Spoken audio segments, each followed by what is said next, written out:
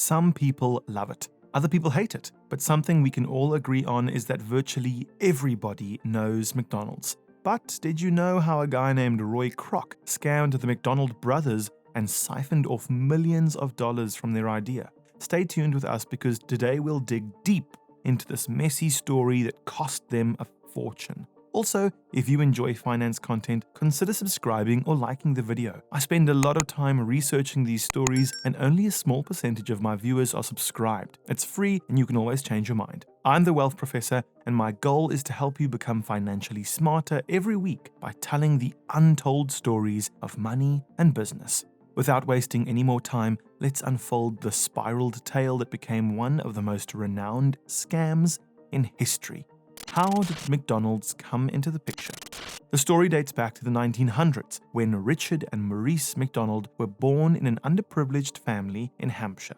Growing up, they saw their father, Mr. Patrick, working in a shoe factory from 9 to 5. As soon as he turned 42, the factory owners realized that this guy wasn't worth the amount invested and he got fired straight away. These two young fellas, Maurice and Richard, found themselves disheartened but decided that day not to live a life as their father did. They decided to leave and set the goal of having at least $1 million when they turned 50. That's a pretty big claim for two teenagers that age, but the moment they decided that, it was like the earth shaped itself before them and ventures kept coming their way. One thing they knew from the very start was that they had to move to the right place in order to earn good money. They left for California in the 1920s and were employed at the Columbia Movie Studio for a weekly wage of $25. There, they struggled for 12 long years until they resigned and invested in their own business, which was a movie theater.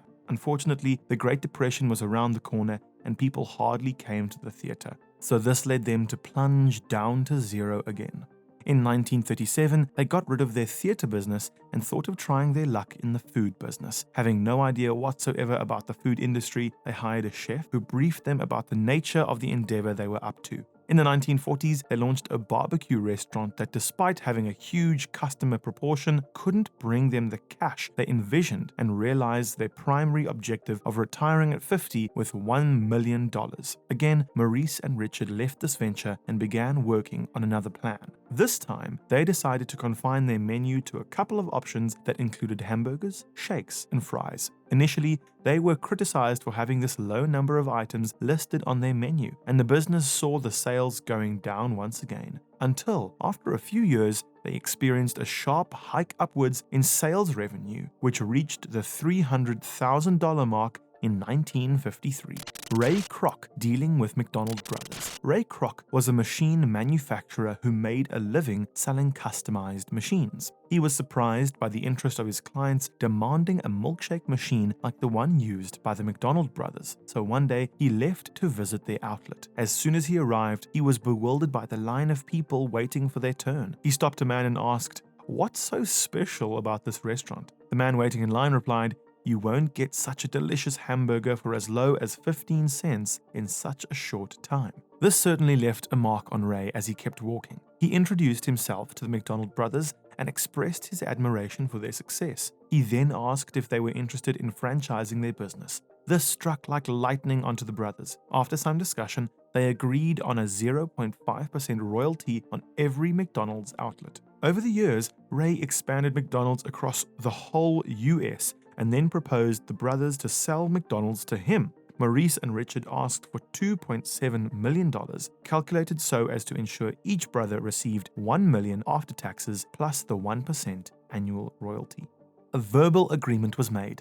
You heard that right. Ray refused to include the royalty in the written agreement, claiming it could mess up the already intricate systems they were caught up in. Instead, he offered it as a handshake deal. Having their pockets flooded with dollars, Richard and Maurice didn't bat an eye and let things be. But as it turns out, when Ray Kroc expanded the business, he turned his back on the McDonald brothers and never paid their royalties, which would have eventually been in the area of $100 million a year. What do you think of Ray Kroc? Comment in writing down below if you think the brothers should have put the royalty agreement in writing. And if you learned something new from the story, click the subscribe button and hit the bell icon to be the first to see our new videos. We make deep dives like this every week where we uncover the secrets of money and business.